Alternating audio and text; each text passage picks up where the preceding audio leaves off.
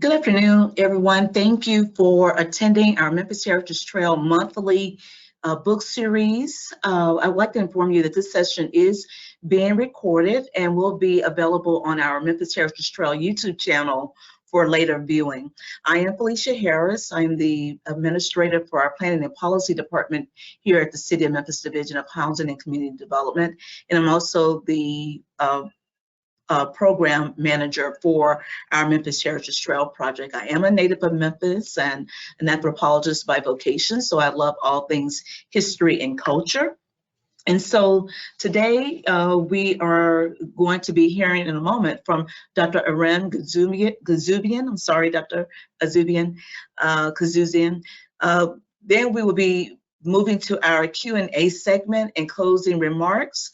Since we are attending this event virtually, we ask that you sign into our chat area with your name and your email address so that we can be sure to keep you updated on all things Memphis Heritage Trail. So a little bit about Memphis Heritage Trail. It is an initiative of the City of Memphis Division of Housing and Community Development. We brought this project into fruition, and I guess in the planning process in 2008. And started thinking about ways that we can acknowledge the contributions of local African Americans. And so from that time forth, we were planning in 2016, 2017, we started to implement some of the ideas that had come by way of our planning. In 2014, actually, we received a National Endowment for the Arts Our Town grant to do some master planning for Memphis Heritage Trail. The Memphis Heritage Trail consists of 4 loops: our Civil Rights Loop, Residential Loop, Entertainment Loop, and Commerce Loop. And the trail boundaries actually are South Memphis, starting at Beale Street and going to E.H. Crump Boulevard on the north and south boundaries, and then on the west we go to Front Street and then Walnut Street on the east. We also have linkages to our Soesville and Orange Mound neighborhoods. And so the trail actually consists of over 60 cultural assets and historical assets.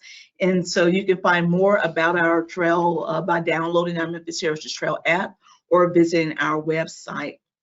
So today, our discussion and our time here will be led by our very own Lauren Barksdale. Lauren will serve as our moderator and host for today. Lauren is a native Memphian, and she holds a lifelong passion for public history and specifically Memphis history. She has a background in English and African American studies and holds a Master of Arts in Teaching degree from the University of Memphis. For several years, Lauren worked as an educator for our local school system. And after transitioning from the classroom, Lauren changed her duty station to here with the City of Memphis Division of Housing and Community Development, where she serves as our planning analyst with the Memphis and Heritage Trail for the City of Memphis Division of Housing and Community Development, as well as our Memphis Heritage Trail project. In addition to that, Lauren is completing her second graduate degree in African American history and public history from the Jackson State University to one day be conferred as Dr. Lauren Barksdale. So I would like to turn the mic over to Lauren at this time. Thank you. Thank you, Felicia. The latest Memphis Heritage Trail program and endeavor is our monthly virtual book series, where we host local authors and their latest work highlighting the history, culture, and legacies of African Americans in Memphis.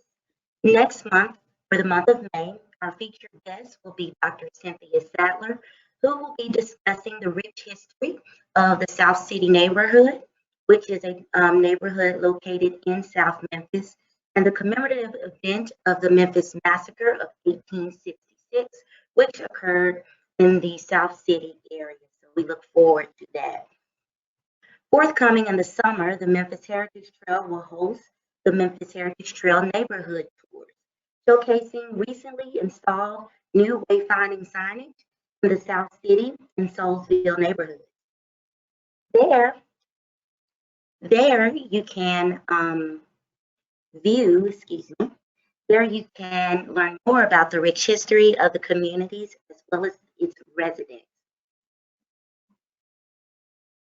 On April the 23rd, the Memphis Heritage Trail will host an oral history training where we will interview alumni from the historic Melrose High School, as well as residents in the community of Orange Mound. The training will be held 9 a.m. to 3 p.m. at the Orange Mound Arts Center, and that is located at 2471 Park Avenue, and all are welcome. We welcome you to download the Memphis Heritage Trail app, visit the Memphis Heritage Trail website at www.memphisheritagetrail.com, and to follow the Memphis Heritage Trail on our social media platforms, launched on Facebook, Instagram, and Twitter. Please feel free to like, share, and comment on today's event. Without further delay, it brings me a great pleasure to introduce you to our guests for the hour, Dr. Aaron Gazuzian. Dr. Goudsouzian is the Bazat Family Professor of History at the University of Memphis, where he teaches courses on modern American history with a particular focus on race, politics, and culture. He is the author of 5 books, including biographies of Sidney Poitier and basketball legend Bill Russell. He is the co-author, along with Dr. Charles McKinney, of An Unseen Light, Black Struggles for Freedom in Memphis, Tennessee. His book, Down to the Crossroads, Civil Rights, Black Power, and the Meredith March Against Fear, won the Macklemore Book Prize from the Mississippi Historical Society. Ladies and gentlemen, I present to you my former professor, Dr. Aaron Gazuzian. Good afternoon, everybody. Give me 1 minute while I share my screen, please.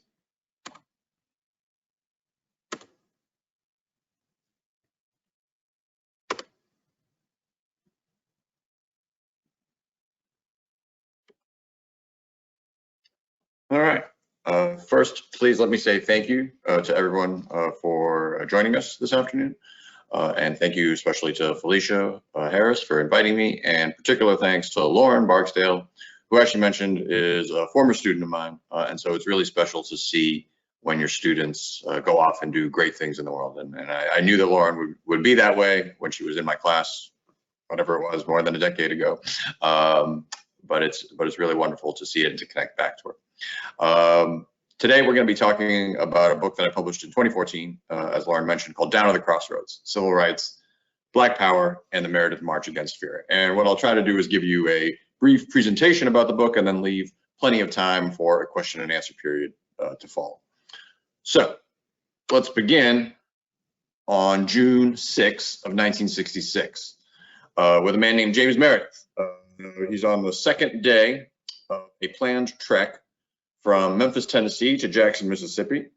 Of course, James Meredith is famous already as a civil rights figure. 4 years earlier, in 1962, he was the man who had integrated the University of Mississippi, which led to the Ole Miss crisis, which was, of course, there was great mob violence, tried to stop him from registering.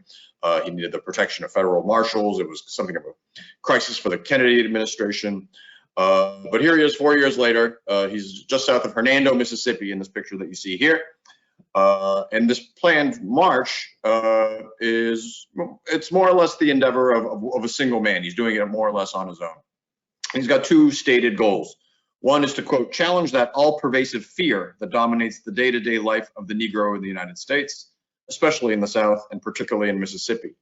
So it's sort of a demonstration against the racial terror within the state itself. Second, he says to, quote, encourage the 450,000 unregistered Negroes in Mississippi to go to the polls and register. This is 1966, is the 1 year after the passage of the Voting Rights Act, the seminal piece of legislation, which had just really started to get more African Americans in the South registered to vote. And so Meredith's trek would speed that along, as he saw. He's passing down this gently dipping stretch of road when he hears a shout, James Meredith, James Meredith. And this white man emerges from the gully. And even though there's police and reporters all around, everyone sort of scatters in panic. And bang, he shoots 3 times. And James Meredith, you know, the hero of the Ole Miss crisis, is now laying splayed on the ground, Highway 51, blood soaking through the back of his shirt and his neck and his head. Those 3 blasts from a shotgun transformed what had been a one man's walk into a civil rights extravaganza. You know, over the next 3 weeks, the giants of black politics would descend upon Mississippi. There would be activists and reporters coming from all around the nation. And it'd be a 3-week march full of political experiments, practical alliances, and most famously spawning the cry of Black Power, a slogan that would help to come to define the next generation of the African-American freedom struggle. The story of those 3 weeks in June is the story of my book, Down at the Crossroads. It's a march that's been called both the Meredith March and also the March Against Fear. It's full of inspiring moments of Black people overcoming their fears, registering to vote, surging with pride, defying the symbols of white supremacy. It features notable giants of the civil rights movement, such as Martin Luther King and Stoker Carmichael. But it's a story, I think, that belongs more than just to the leaders. It belongs to everyone. And that goes from everyone from the President of the United States down to poor sharecroppers in Mississippi. And the way that I tried to cast this book was, in thinking about sort of the larger writings on the civil rights movement, I thought of it as both sort of an old-fashioned style of civil rights history, but also one that incorporated much of the new trends in civil rights scholarship. What do I mean by that? The old history, so to speak, tends to revolve around Martin Luther King, around the big nonviolent protests, around brutal Southern racists, around dramatic media flashpoints, and around big pieces of national legislation. And the Meredith March incorporates all of those things. This version of the story also tends to cast Black Power as sort of the bad guy that brought down the civil rights movement. The newer version of civil rights history, but incorporating the work of generations of scholars, doesn't just focus on the national, but also on local movements, especially on the role of grassroots activists, particularly on the role of women. It acknowledges what you might call a long civil rights movement that goes beyond the 1960s. And it also places the movement more into a northern context, into an international context. And in this case, Black Power is more of like a natural outgrowth of the civil rights movement with many more positive aspects. So I hope that the book can help provide a way for readers to think about the civil rights movement, not as just like this pure nonviolent triumph over America's racial ills, where everything gets wrapped up in a tidy little box, but rather linking the national stories to the local, linking the famous leaders to the people at the grassroots, and maybe thinking of the civil rights movement more like a stream of ideas, a stream of approaches. And Black Power in this story isn't the bad guy that killed the civil rights movement. Rather, it's like the Meredith March itself. It's both constructive and destructive. It's both hopeful and cynical. It's both unifying and despairing. That the civil rights movement encompassed this wide range of emotions and ideas and trends. To be sure, it is a march that featured extraordinary characters, and I do highlight in particular 3 major figures in that. One of them is James Meredith himself. James Meredith, after he was shot, survived the attack. He was shot with birdshot pellets, which had lodged into his head and his neck and his back and his leg. So he survived the attack. And when he was shot, it was that picture that I showed you earlier was on the front page of virtually every newspaper in America. It was a shooting that was very much framed in liberal terms. People made references to Bloody Sunday in Selma the previous year, to the attacks by fire hoses and attack dogs in Birmingham in 1963. And liberals started to lobby for an upcoming bill before Congress called the Civil Rights Bill of 1966, based on the sacrifice of James Meredith. In the words of one newspaper, they called it a bargain in blood, that he would help bring attention to the civil rights movement through this nonviolent sacrifice. But Meredith himself didn't fit easily into these boxes at all. In some ways, James Meredith was what you might call a conservative, in the sense that he believed in sort of the core values of independence, self-reliance, manhood, and he was a critic of nonviolence. He was furious with himself for not having carried a gun on his walk after he was shot. He later told a reporter, "He shot me like I was a goddamn rabbit," and he was furious about it. And as the march continued in his name, as the major civil rights organizations came and took up his march, he ended up being in some ways a detractor of it. He was furious at it because in his mind, it was a march that should have been conducted by independent men. And here was now a mass march involving women and children, imposing on the local communities that they passed through. And it wasn't what his vision had been. And yet Meredith remains a character throughout the march as a critic of it, but then he returns for the march's final days. And at the final rally in Jackson, Mississippi, 3 weeks after he'd started marching himself alone, it is James Meredith, as you might imagine, who wins the loudest cheers, the native of Mississippi and the one whose sacrifice had begun the whole story.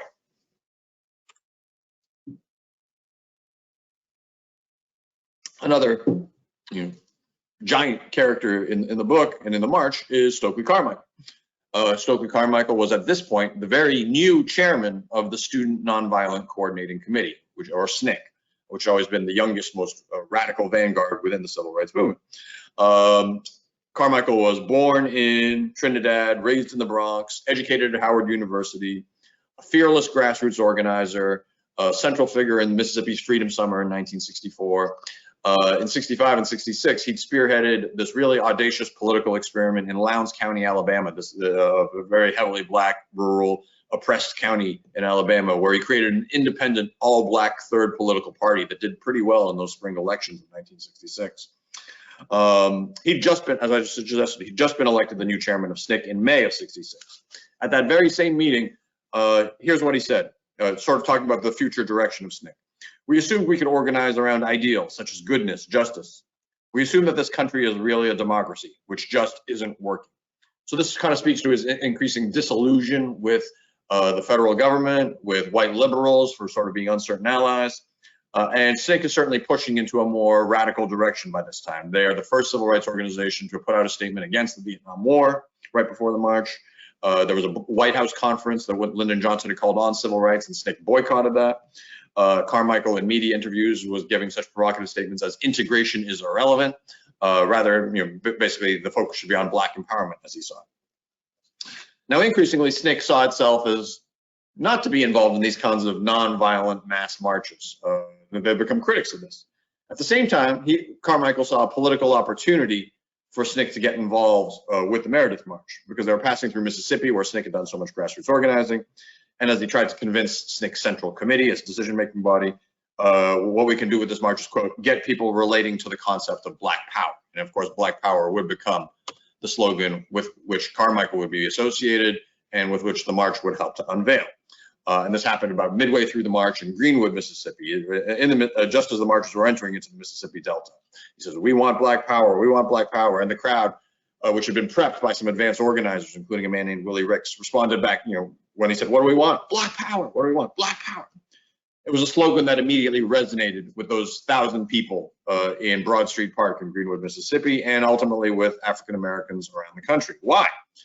It captured a whole set of frustrations, for one thing, with the slow pace of federal reform. Yes, the Civil Rights Act had been passed. Yes, the Voting Rights Act had been passed, but they hadn't really yet changed life on the ground for most people, for most African Americans, whether in the South or the North, for that matter.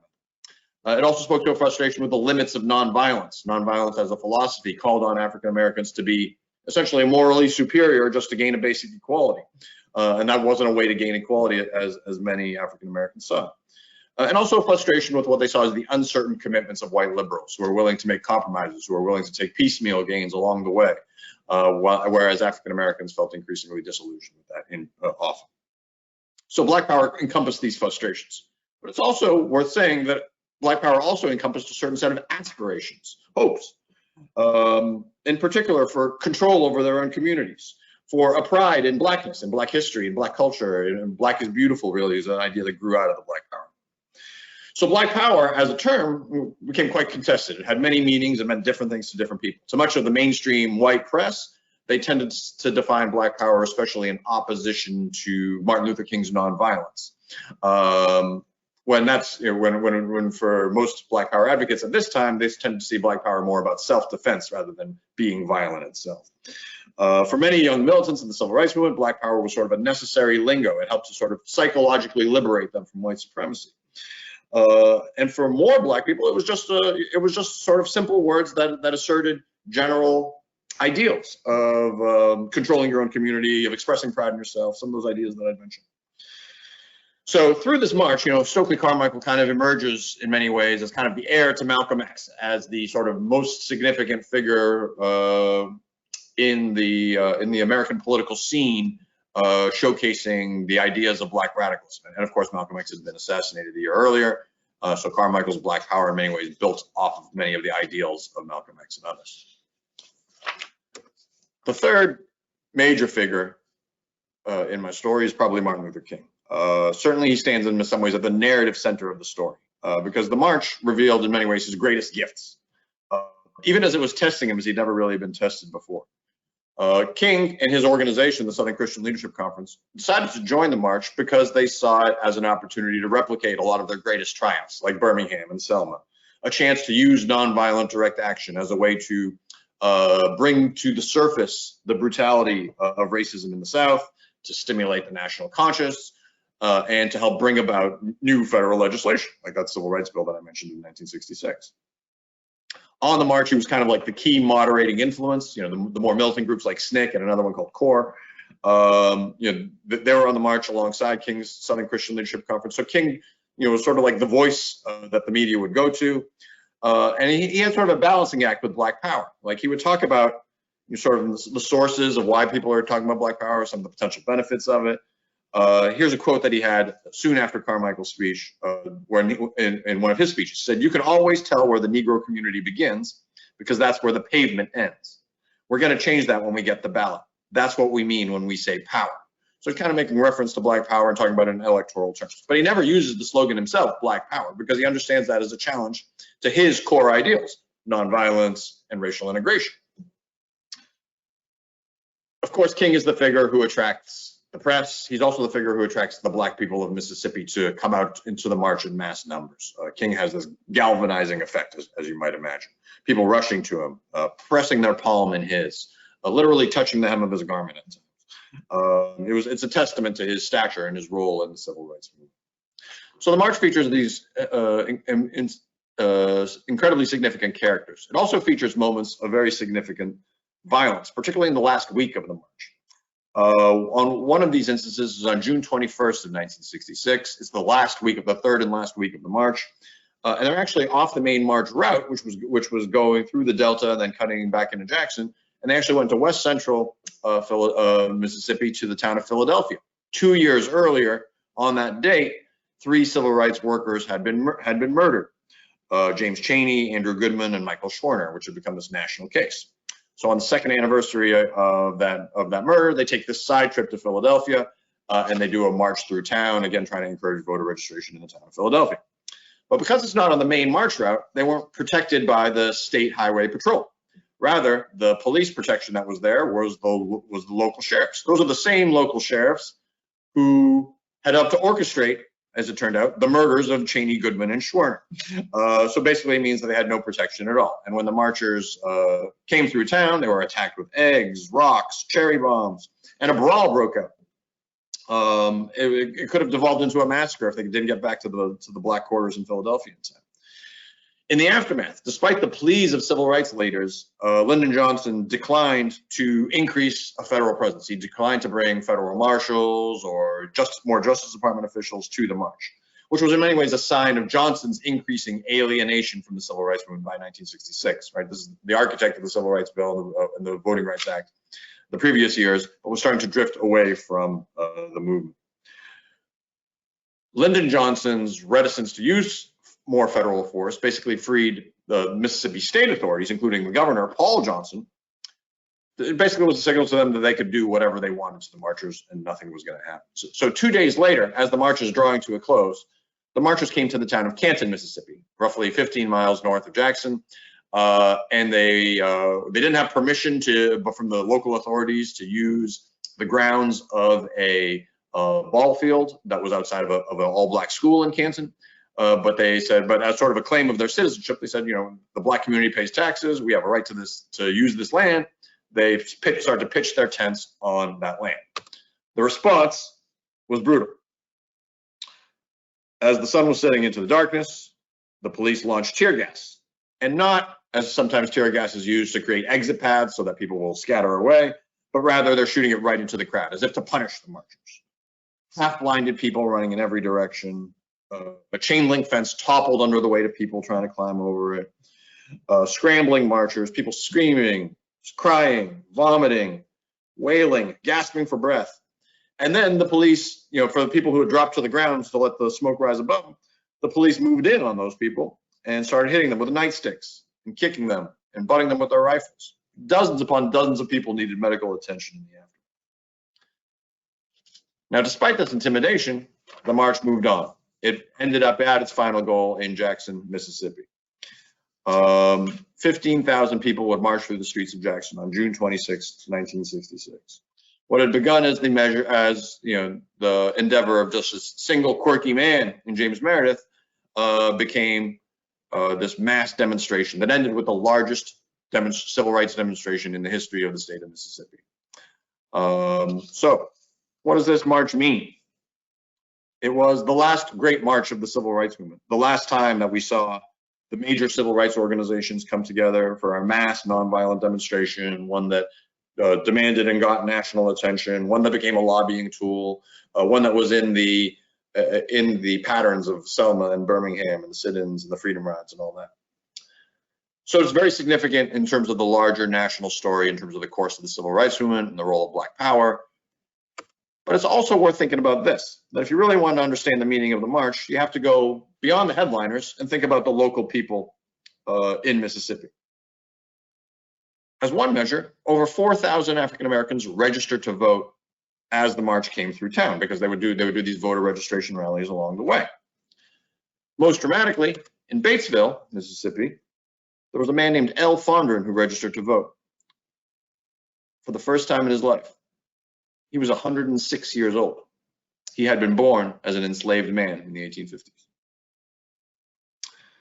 And throughout the march, again and again, just as James Meredith has intended, people defied that culture of fear, right? The story happens again and again where, as they pass through a certain town, many of the white authorities in that town are convinced that the Black people in their town don't want anything to do with this march, these are outside agitators and so on. But then again and again, as march passed through town, Mississippi's African Americans got up, dusted themselves off, and marched through town with Martin Luther King and Stoker Carmichael and James Meredith and all these others, as sort of a defiance of these symbols of white supremacy. So it's this extraordinary 3-week period in African American history. It exposes the depth of African American grievances, but also the height of Black possibilities that come with it. Here's the last slide. This is one of my favorite photos from the march, taken by the late photographer Bob Fitch. I believe that's Willie Ricks of SNCC in the foreground. But I want to tell you the story about someone else, a woman named L.C. Dorsey. Ms. Dorsey, who has since passed away, and I interviewed a number of people for the book, as you might imagine. I interviewed about 100 people. And I have to say probably my favorite interview was with Ms. Dorsey. A lot of them I did over the phone, but with her, it was in person. I was taking a trip into Jackson and interviewed her at the time. She invited me into her kitchen and gave me a cup of coffee and started to tell me about her life in the civil rights movement. And she told me about how, she'd been raised in the Delta, how she got involved in the movement, how she left the plantation as it was getting mechanized. She had a number of children. She was a single mother. And on that last day of the march, she made the choice not to bring her kids with her because of what had happened in Philadelphia and Kansas. Because of that violence that week, she feared that it was going to, they would be in danger. But as she was walking alongside 15,000 others through the streets of Jackson, she regretted that she hadn't brought her children. This is what she said. It was like a spiritual awakening. There was an energy that I have not felt before or since. Now, she was still afraid. She was afraid that they might get attacked, right?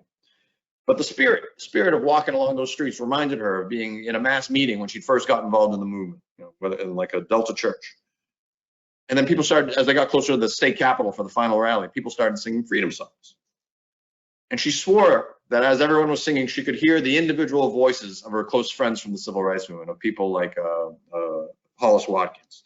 And then when they got to the capitol, as she described it, the singing stopped, and all you could hear was the crunch, crunch, crunch of everybody's footsteps. And then the marching stopped, and it got really quiet. She said it was as if even the birds had stopped flying. And I thought there was just something so beautiful and soulful about this just moment of perfect silence. It was just a nice way to end this story of the march. All right, so that's my presentation. And I'm happy, of course, to answer any questions that people have.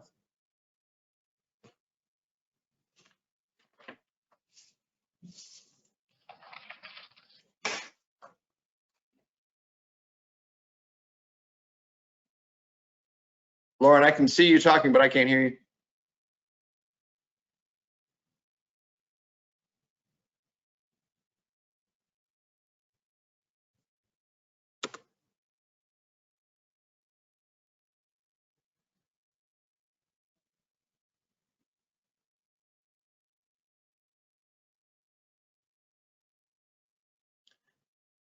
Yeah, I can't hear you, sorry. No, we cannot hear you, Lauren.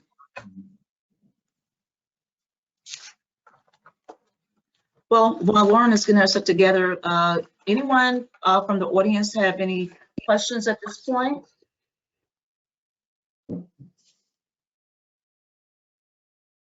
I have one question. Yes, sir. Sure, go ahead, Glenn. Good afternoon. Good afternoon. I was wondering if you could talk about the significance of starting the march from Memphis and why that stretch from Memphis to Jackson or Highway 51 was selected for his march and maybe not another section in the state. Excellent question. So for Meredith, Highway 51 had sort of a really important symbolic significance. The Highway 55 had just recently been built.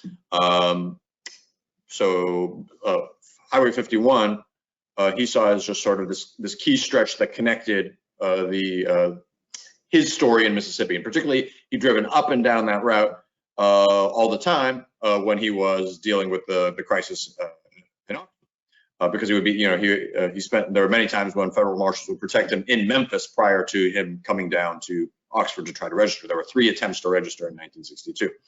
And so he would pass through these towns along the way, the Batesvilles and the Grenadas and so on.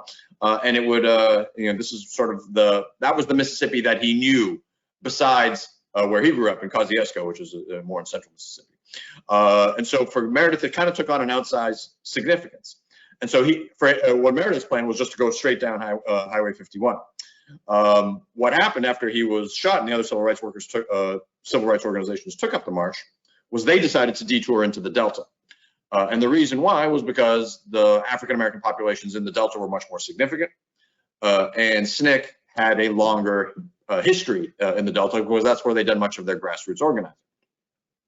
And so they thought they'd be able to register more voters, have more political energy if they took it to where there were larger Black populations. And Meredith was very frustrated with that. I mean, so they were moving away from his original vision of the march. Good, interesting question. Thank you. Thank you. Can everyone hear me a little bit better now? We can hear you much better. All right, awesome. So I welcome everyone to possibly leave their questions either in the chat, or you're more than welcome to unmute yourself. So do we have anyone that would like to ask Dr. Goudsouzian about his publication, or in general about the civil rights movement, not only in Mississippi, but in Memphis as well?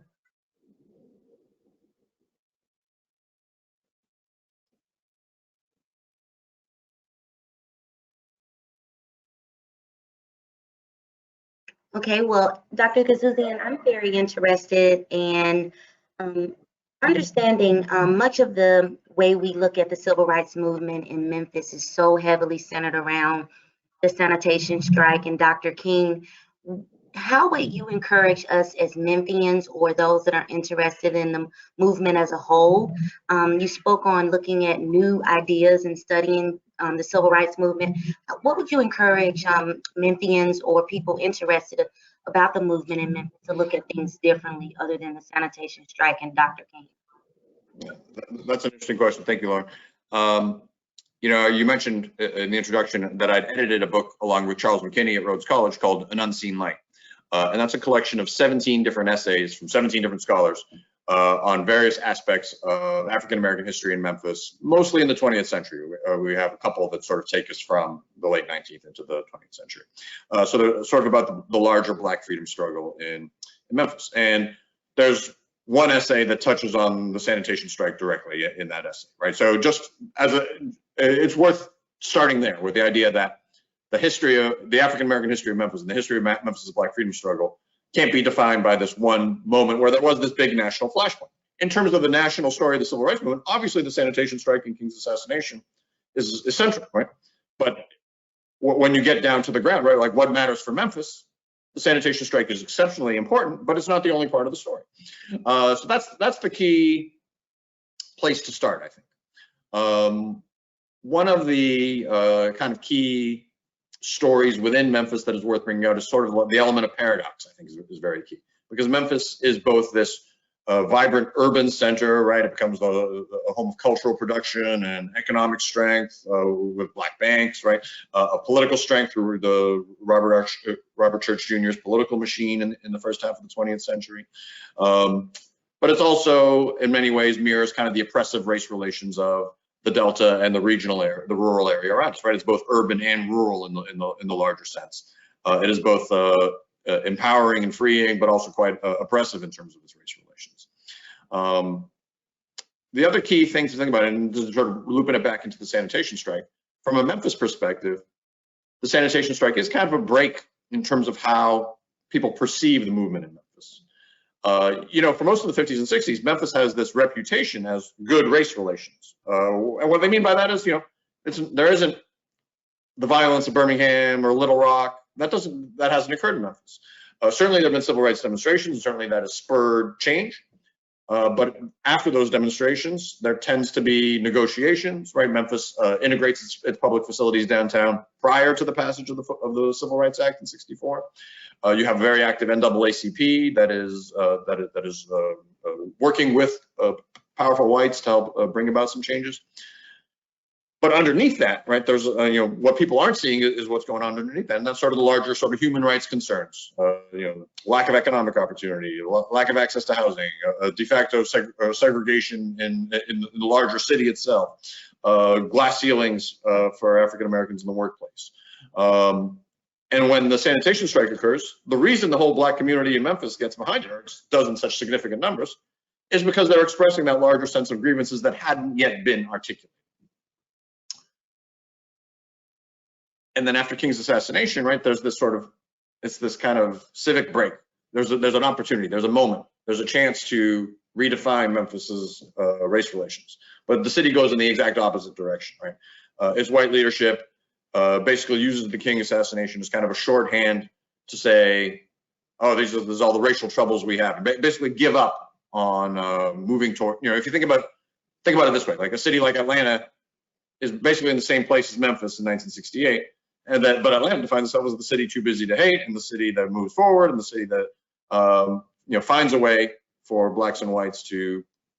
It's not a perfect city, but it certainly extends well beyond where Memphis goes. Memphis, meanwhile, becomes what Time magazine calls the backwater town, the backwater river town at the same time, and it has very sort of polarized race relations in terms of its politics throughout the 1970s, and that leaves a really lasting legacy.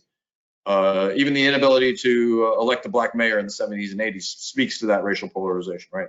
When Mayor Harrington finally gets elected in 1991, is it? He has to follow a strategy of just basically pursuing black votes only, right? Because previous chances of building biracial coalitions have failed.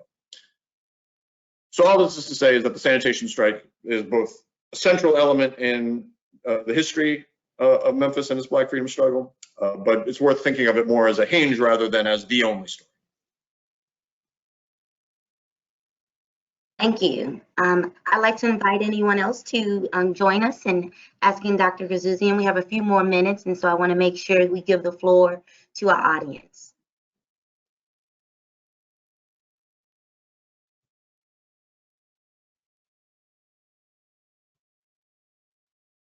Okay. Well, if there's no questions, Dr. Goudsouzian, if the audience wants to read more of your publications or purchase down to the Crossroads, where might they be able to buy and acquire more of your work? Oh, sure. Well, you know, all the books are available on Amazon. As you'd mentioned, I wrote a biography of Sidney Poitier. That was my first book. That, you know, Mr. Poitier passed away recently, so there was, you know, some attention paid to that book. And I've written a biography of Bill Russell as well called King of the Court. And there'll be a big Netflix special about Russell coming out either in the summer or in the fall. So that will, again, bring attention back to him. And then my most recent book is a short book about the 1968 presidential election. And that book and Down to the Crossroads, you can certainly find a novel. And all the books are available on Amazon and the other online booksellers. I also have a website called AramGouzian.com, which I realize is difficult to spell, but you've got the name right there. And that just is, you know, gives you the highlights of what the books are about and a sense of the backstories behind them, how I came to write them, things like that. Thank you, Dr. Gazuzian. I have a one last question. Have you ever received the opportunity to meet Mr. Meredith or any of the figures that are in the book that you made reference to? So, as I suggested, I conducted about 100 interviews for the book. The first person that I interviewed was James Meredith, very appropriately, since he started the march. And that was around 2010, 2011. It was quite some time ago. And so since then, I've had this, I would hesitate to call it a friendship with Mr. Meredith. He's very, as I was maybe alluding to, he's a quite unusual man. And he sort of zigs where we expect him to zag, and he can be very elliptical in terms of how he speaks to people. But he's also got this wonderful charisma, and since when I wrote down the Crossroads and sent him a copy, he wrote me the nicest note you could imagine back to it. He really loved it, and so we've kept in touch. I've written more about Meredith since then. He had written an autobiography in the 1960s called 3 Years in Mississippi, which was his life in Mississippi through basically his story of the Ole Miss crisis. And so it was being reissued through the University Press of Mississippi. And so I wrote the introduction to the reissued version, and he was really happy with it. And that led to, I've been working on a graphic history, like a graphic novel about James Meredith with an illustrator and with an editor. And so I've been staying in touch with him. In fact, he came back to the Peabody Hotel, it was last year. And of course, Peabody Hotel was where he'd started the Meredith March against fear. And so I got to meet him there again and talk to him for a minute and take a picture with him. He's a really, sort of fascinating figure. Most of the other civil rights leaders who were on the march passed away prior to when I was doing the work. But there were, like, for instance, most of the activists in SNCC were in their 20s in 1966. So they were still around. There were a lot of people to interview who had been sort of on the younger element within the march. And there's I had access to it there's a Civil Rights Veterans Organization website where I could contact a lot of people. And then Mississippi has its own Civil Rights Veterans Organization. And I went to one of their annual meetings and met as many people as I could and got as much contact information as I could. And that's what led to really some of the most important interviews that I did on the book. And interviews for me, I can be a little, it's not something that I naturally gravitate toward. It's hard for me to start talking with someone. But after I do it, I find it to be really valuable and reassuring, and can really give you another dimension into how to understand the complicated history of the past. Yeah, I think one of the stories you mentioned during your presentation was the man that was 106 years old that was born in slavery in that march. And you can only imagine the mindset he had to have been in to see such a transition of history happen before him, and even just the repression and the oppression that he experienced throughout his life, and to pull up some sense of bravery and courage just to make that march. I wonder how many stories, countless stories of formerly enslaved African Americans did participate in the civil rights movement. It was really a big point, because whenever the march came through town, there were people who just marched alongside him for maybe like on their way into town and out of town, right? So if you count those people as marchers, there were tens upon tens of thousands of people who participated in one way or another in the Meredith March, right? And everyone has their story. Everyone has their, what made them do it that day, right? And there's a longer history that animates that. And that's very, of course, shaped in this case by Mississippi's oppressive race relations, but also about people's daily patterns of their lives. And I try to highlight a lot of those local people's stories in this history. You mentioned El Fondren, this 106-year-old man. I didn't track down his longer story beyond what was in print.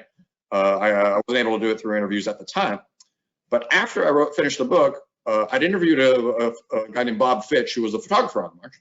And he took the best photograph of El Fondren, and it was his favorite photograph he ever took.